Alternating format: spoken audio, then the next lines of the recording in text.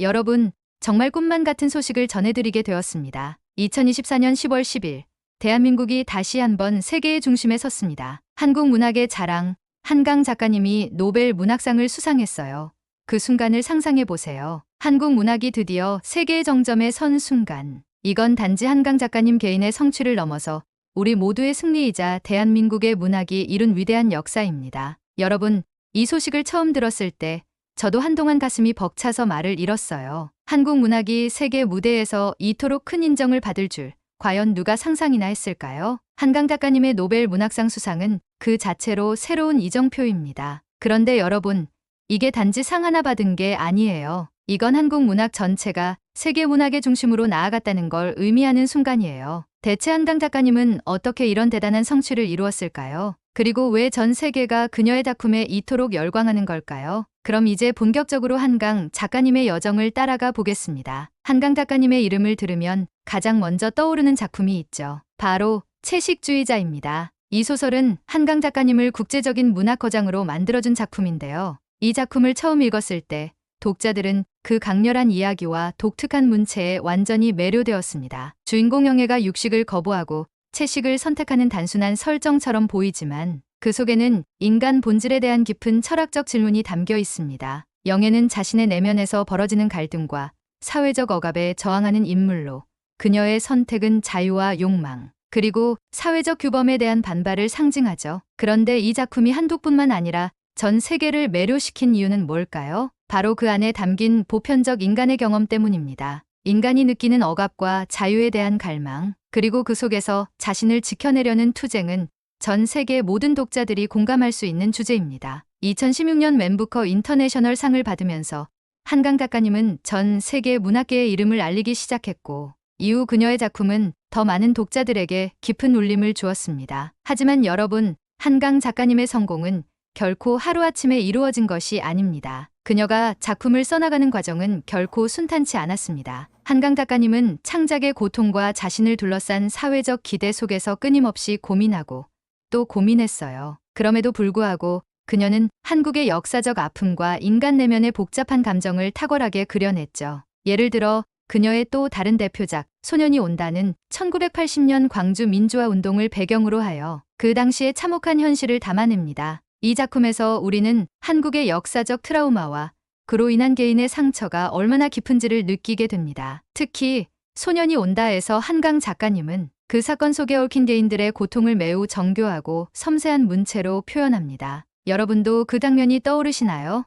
어린 소년이 군사정권의 폭력 속에서 끝내 죽음을 맞이하는 장면은 독자들로 하여금 숨막히는 슬픔을 느끼게 하죠. 그러나 이 소년의 죽음은 단지 개인의 비극을 넘어 사회적 억압과 인간의 연약함을 상징합니다. 이런 방식으로 그녀는 한국의 역사를 이야기하면서도 동시에 인간의 보편적인 고통과 회복을 그려냅니다. 바로 이 점이 그녀의 작품이 전 세계적으로 공감을 얻을 수 있었던 이유입니다. 그리고 여러분, 드디어 그 결실이 2024년 노벨 문학상으로 이어졌습니다. 한강 작가님이 이 상을 받았다는 소식이 전해지자 전 세계 문학계는 다시 한번 그녀의 작품에 주목하기 시작했습니다. 그녀의 작품 속에 담긴 인간의 본질적인 갈등과 사회적 억압은 단지 한국의 이야기만이 아니었기 때문에 모든 사람들이 한강의 문학을 자신의 이야기처럼 받아들일 수 있었던 거죠. 그 결과 한국 문학은 더 이상 국경을 넘어 세계적인 무대에서 인정받게 되었습니다. 하지만 여러분, 한강 작가님이 지금의 자리에 오르기까지는 수많은 창작의 고통과 도전이 있었습니다. 그녀는 맨부커상을 받았을 때도 이후에도 끊임없이 새로운 이야기를 쓰기 위한 고민을 거듭했습니다. 특히 그녀의 작품은 사회적 문제와 역사적 사건을 다루면서도 인간 내면의 복잡한 감정을 매우 섬세하게 그려내죠. 이 과정에서 그녀가 느꼈을 책임감과 부담감은 상상을 초월할 것입니다. 그럼에도 불구하고 한강 작가님은 계속해서 자신만의 목소리를 잃지 않았습니다. 그녀는 더 깊이 있는 이야기를 쓰기 위해 스스로를 계속해서 다듬고 또 다듬었습니다. 그 결과 그녀는 세계적인 문학거장으로 자리 잡았고 한국 문학의 가능성을 세계에 알리게 되었습니다. 노벨 문학상을 수상한 후 한강 작가님은 이렇게 말했을지도 모릅니다. 이 상은 단지 제 개인의 영광이 아니라 한국 문학 전체가 이룬 성과입니다. 그녀의 수상은 한국 문학이 이제 세계 문학의 중심에 섰다는 상징적 사건이 되었고, 이는 앞으로도 수많은 한국 작가들에게 영감과 희망을 줄 것입니다. 자, 이제 우리는 한강 작가님의 이야기가 단순히 끝이 아니라는 걸 알 수 있습니다. 그녀는 한국 문학을 세계로 이끄는 데 있어 선구자 역할을 했고 앞으로도 그녀의 이야기는 계속될 것입니다. 여러분도 한강 작가님의 작품을 다시 읽으면서 그 속에 담긴 깊은 울림을 다시 한번 느껴보는 건 어떨까요? 한강 작가님이 던지는 질문, 인간이란 무엇인가에 대한 답은 여전히 우리에게 남아있으니까요. 한강 작가님의 이름이 세계 문학의 정점에서 빛나게 된 순간, 그 배경에는 수많은 도전과 내면의 고통이 있었습니다. 2016년 맨부커 인터내셔널 상을 수상한 후 한강 작가님은 한국뿐만 아니라 전 세계에서 주목을 받기 시작했지만 그녀의 창작 여정은 결코 순탄치 않았습니다. 특히 그녀가 쓴 채식주의자와 소년이 온다는 단순한 소설이 아닌 인간 존재의 본질을 탐구하는 예술적 실험이었죠. 이 과정에서 그녀는 끊임없이 자신의 한계와 맞서야 했습니다. 채식주의자는 한 여성이 채식을 선언하는 장면에서 시작되지만 그 속에는 더 깊은 내면의 갈등이 숨어 있습니다. 영애가 육식을 거부하는 장면에서 독자들은 처음엔 단순한 선택으로 생각할 수 있지만 그녀가 가족과 사회의 시선을 점차 거부하고 자신의 세계로 침잠해 들어가는 장면에서는 우리 모두가 겪는 사회적 억압과 자유에 대한 갈망을 마주하게 됩니다. 영애는 더 이상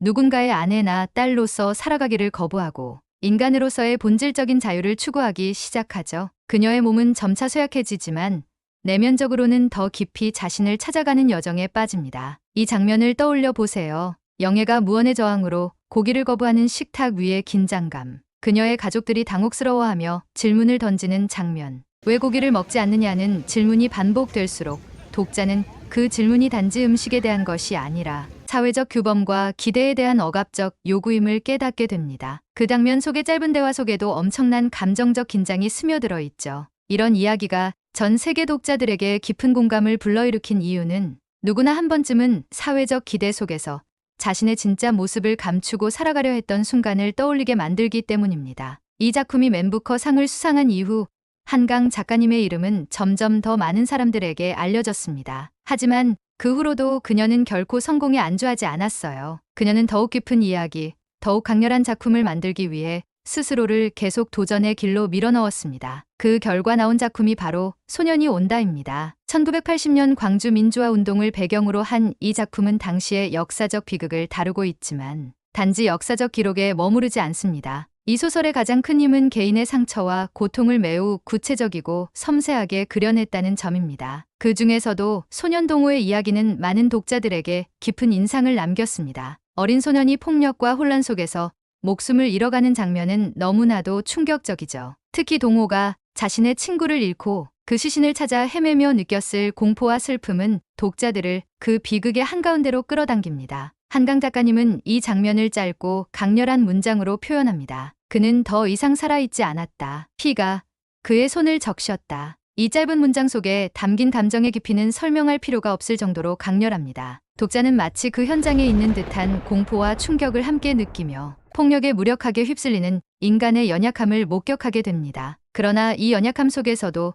존엄성을 지키려는 노력이 엿보이죠. 바로 이런 부분이 한강 작가님의 작품이 주는 진정한 힘입니다. 그녀는 단지 비극을 묘사하는 것이 아니라 그 속에서 인간이 어떻게 스스로를 잃지 않으려 발버둥 치는지를 그려냅니다. 이러한 문학적 깊이와 힘이 있었기에 한강 작가님의 작품은 전 세계적으로 큰 반향을 일으킬 수 있었습니다. 소년이 온다는 한국의 아픈 역사적 사건을 다루고 있지만 이 작품은 그 이상으로 보편적인 인간의 고통과 회복을 다룹니다. 억압과 폭력, 그 속에서 살아남으려는 개인의 이야기는 전 세계 어디서나 공감을 불러일으킬 수 있는 주제였죠. 그런데 한강 작가님은 이 성공 뒤에 얼마나 많은 고통과 고민을 겪었을까요? 맨부커 상 수상 이후 그녀에게 쏟아진 기대와 관심은 한편으로는 엄청난 창작의 부담이었을 겁니다. 모든 눈이 자신을 향해 있을 때 더 나은 작품을 만들어야 한다는 내적 압박은 말할 수 없이 컸을 거예요. 한강 작가님은 이런 심리적 고통 속에서도 스스로를 끊임없이 밀어붙였습니다. 그녀는 창작의 고통을 감내하면서도 자신만의 목소리를 잃지 않기 위해 끊임없이 고민하고 또 고민했어요. 그 결과 한강 작가님은 단순히 성공한 작가로 머무르지 않고 끊임없이 성장하는 작가로서 세계 문학계에서 인정받게 되었습니다. 그리고 그 여정의 정점에서 마침내 2024년 노벨 문학상을 거머쥐게 되죠. 이 상은 단지 그녀의 개인적인 영광을 넘어서 한국 문학이 세계 문학의 중심에 섰다는 증거였습니다. 이제 한국 문학은 더 이상 작은 나라의 문학이 아니라 전 세계 독자들에게 깊은 울림을 주는 보편적인 이야기로 자리 잡은 것이죠. 한강 작가님의 수상은 한국 문학 전체에 새로운 길을 열어주었습니다. 그녀는 한국적 이야기를 세계적인 이야기로 확장시키며 한국 문학이 가진 특별함과 보편성을 동시에 증명했습니다. 이 순간 한강 작가님의 여정은 끝이 아니라 더 큰 이야기를 향한 새로운 출발점이 된 것이죠. 자, 이제 우리는 한강 작가님의 도전과 성장이 어떻게 한국 문학의 세계화로 이어졌는지를 분명히 알 수 있습니다. 그녀의 작품은 그 자체로 문학의 힘을 증명한 사례였고 전 세계 독자들에게 한국 문학의 깊이와 특별함을 각인시키는 계기가 되었습니다. 그리고 앞으로도 그녀는 계속해서 새로운 이야기를 들려줄 것이며 한국 문학은 그와 함께 더 넓은 세계로 뻗어나갈 것입니다. 2024년 10월 한강 작가님의 노벨 문학상 수상 소식이 전 세계를 뜨겁게 달구었습니다. 한국뿐만 아니라 해외에서도 그녀의 작품에 대한 분석과 논평이 이어졌고 많은 사람들이 그녀의 문학적 성취를 찬양했죠. 그러나 찬사와 함께 쏟아져 나온 건 오해와 편견이었습니다. 노벨 문학상 수상 직후 한강 작가님은 여러 매체의 인터뷰와 기자회견을 통해 세계 각국의 독자들과 만났습니다. 어느 날 한 기자회견에서 한서구권 기자가 질문을 던졌습니다. 작가님의 작품에는 동양적 신비가 강하게 느껴집니다. 서구권 독자들에게는 매우 낯설고 때로는 이해하기 어려울 수 있는데 왜 그런 정서를 지속적으로 사용하시는 건가요? 그 순간 한강 작가님은 그 질문을 받으며 속으로 깊은 혼란에 빠졌습니다. 분명 그녀의 작품은 한국적인 역사와 정서를 담고 있었지만 그것이 단순히 동양적 신비로 해석된다는 사실이 무거운 질문처럼 다가왔습니다. 그녀가 작품에서 진정으로 말하고자 했던 것은 인간의 보편적 고통과 갈등이었는데 그 의미가 이국적 분위기나 문화적 차이로만 축소되어 버린 듯한 느낌이 들었죠. 기자의 질문이 끝나고 한강 작가님은 잠시 고개를 숙였습니다. 기자회견장의 공기가 정적에 휩싸였고 수많은 시선이 그녀를 향했습니다. 머릿속에서는 수많은 생각이 휘몰아쳤습니다. 왜 내 이야기는 그저 동양적이라고만 받아들여질까? 그녀는 자신이 작품을 통해 표현하고자 했던 진정한 메시지가 왜곡되고 있다는 사실에 큰 충격을 받았습니다. 마치 그동안 쌓아온 모든 노력이 잘못된 해석 속에 무너져버리는 것 같았죠. 그러나 그녀는 고개를 들어 차분하게 입을 열었습니다. 제 작품은 제가 한국에서 자라오며 보고 느낀 것들을 담았습니다. 하지만 그것이 단지 한국적인 것에만 국한된다고 생각하지는 않습니다. 제가 전하고자 했던 것은 우리가 어디에서 살아가든 인간이 겪는 고통과 자유에 대한 갈망이었습니다. 그것은 보편적인 이야기입니다. 이 이야기가 동양적이거나 서양적인 것이 아니라 인간의 이야기로 읽히기를 바랍니다. 그녀의 목소리는 평온했지만 그 말 속에는 깊은 결의가 담겨 있었습니다. 그녀는 더 이상 자신이 단지 이국적인 동양 작가로만 소비되는 것을 원하지 않았습니다. 그녀의 이야기는 인간 본질에 대한 탐구였고 그 중심에는 문화적 차이보다는 보편적인 진실이 자리하고 있었습니다. 그러나 그 순간에도 한강 작가님은 자신이 이 메시지를 온전히 전달할 수 있을지에 대한 확신이 서지 않았습니다. 며칠 후 그녀는 한 외국 평론가의 글을 접하게 되었습니다. 평론가는 그녀의 작품을 두고 이렇게 평가했습니다. 한강의 소설은 너무 어둡고 절망적이다. 이는 아시아적 페시미즘 비관주의의 전형이다. 이 문장을 읽는 순간 한강 작가님은 몸이 굳어버렸습니다. 그녀의 문학적 성과가 비관주의로만 정의된다는 사실이 참을 수 없을 만큼 괴로웠습니다. 그녀는 고통 속에서도 인간의 회복과 존엄성을 이야기하고 있었는데 그 메시지가 오직 어두운 측면으로만 읽힌다는 것은 너무나도 참담한 일이었죠. 그날 밤 한강 작가님은 자신이 머물고 있는 호텔 방에서 홀로 깊은 생각에 빠졌습니다. 창밖을 바라보며 고요한 어둠 속에서 스스로에게 질문을 던졌습니다. 내가 진정으로 전하고 싶었던 이야기가 제대로 전달되고 있는 걸까? 전 세계의 이목이 자신을 향해 있는 상황 속에서 그녀는 그 압박감에 눌려 지쳐가고 있었습니다. 아무도 없는 방 안에서 그녀는 마치 고립된 섬에 있는 것 같았습니다. 이내 그녀는 한국으로 돌아가기로 결심했습니다. 외국에서의 화려한 스포트라이트 속에서도 그녀는 한국이라는 뿌리를 통해 자신의 자리를 다시 확인하고 싶었죠. 한국에 도착한 그녀는 독자들과의 만남을 통해 다시 한번 자신의 작품이 전하고자 했던 메시지를 확인할 수 있었습니다. 한국 독자들은 그녀에게 편지를 보내며 그녀의 작품이 자신들의 삶에 어떤 영향을 미쳤는지 이야기해 주었습니다. 그 중 한 독자는 이렇게 말했습니다. 선생님의 글을 읽고 저는 제가 살아온 삶이 부끄럽지 않다는 걸 알았습니다. 고통 속에서도 끝내 나를 지키며 살아가는 것이 얼마나 중요한지 깨달았어요. 그 메시지를 읽은 순간 한강 작가님은 뜨거운 눈물을 흘렸습니다. 바로 이것이 그녀가 말하고자 했던 것이었죠. 인간은 고통 속에서도 존엄성을 잃지 않으려 노력해야 하며 그 과정에서 우리는 서로를 이해하고 연결할 수 있다는 믿음. 비록 세계 각국의 독자들이 그 메시지를 다르게 받아들일지라도 그녀는 이제 확신했습니다. 그녀의 이야기는 결국 누구에게나 닿을 수 있는 이야기였다는 것을요. 그녀는 다시 한번 창작의 열정을 되찾았습니다. 이제 그녀는 더 이상 오해와 편견에 얽매이지 않았습니다. 오히려 그 모든 것이 한국 문학의 세계화 과정에서 자연스럽게 겪을 수밖에 없는 도전임을 깨달았죠. 이 과정은 비단 그녀만이 아니라 한국 문학 전체가 나아가는 길이기도 했습니다. 한강 작가님의 성취는 한국 문학이 이제 더 이상 이국적인 것으로만 소비되지 않고 인류 전체가 공감할 수 있는 보편적 이야기로 자리 잡을 수 있음을 증명한 것이었죠. 그녀는 마침내 자신의 길을 확신하게 되었습니다. 그리고 이 순간 그녀의 노벨 문학상 수상은 단지 개인의 영광을 넘어 한국 문학이 세계 문학의 중심으로 나아가는 위대한 도약이었음을 느꼈습니다. 오해와 도전을 극복한 후 한강 작가님은 비로소 한국 문학의 가치와 그 가능성에 대한 확신을 가지게 되었습니다. 2024년 10월 10일 노벨 문학상 수상자로 한강 작가님의 이름이 발표된 순간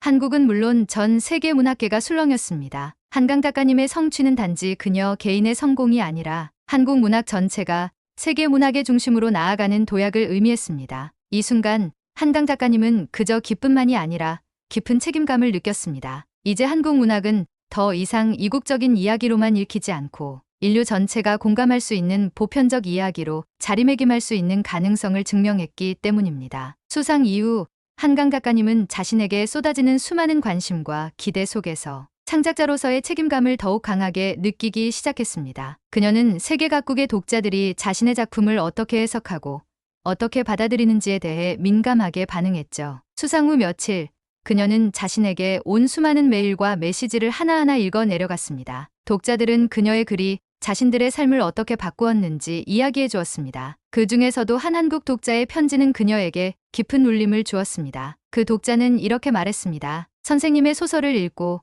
저는 제가 겪은 고통이 더 이상 나만의 것이 아니란 걸 알았습니다. 그 고통 속에서도 끝내 나를 지키며 살아가는 것이 얼마나 중요한지 깨달았습니다. 이 편지를 읽는 순간 한강 작가님은 뜨거운 눈물을 참을 수 없었습니다. 그녀가 그토록 전하고 싶었던 메시지가 고통 속에서도 인간의 존엄성을 지키는 것이 얼마나 중요한지에 대한 그 이야기가 결국 독자들에게 전달되었음을 깨달았기 때문입니다. 그녀는 이 순간 자신이 해온 모든 노력과 고뇌가 결국 의미가 있었다는 확신을 가지게 되었습니다. 그리고 그 확신은 그녀에게 다시금 창작의 열정을 불어넣었습니다. 내 이야기는 단지 한국의 이야기가 아니다. 이건 우리 모두의 이야기다. 한강 작가님은 그 생각을 마음속에 되새기며 앞으로 나아갈 준비를 했습니다. 한국 문학의 세계화는 이제 더 이상 꿈이 아닌 현실이 되었습니다. 한강 작가님의 작품은 전 세계 50여 개국에서 번역되어 출판되고 있으며 한국 문학을 접한 독자들은 그녀의 이야기를 통해 자신들의 고통과 상처를 다시 바라보고 있습니다. 그녀의 수상 이후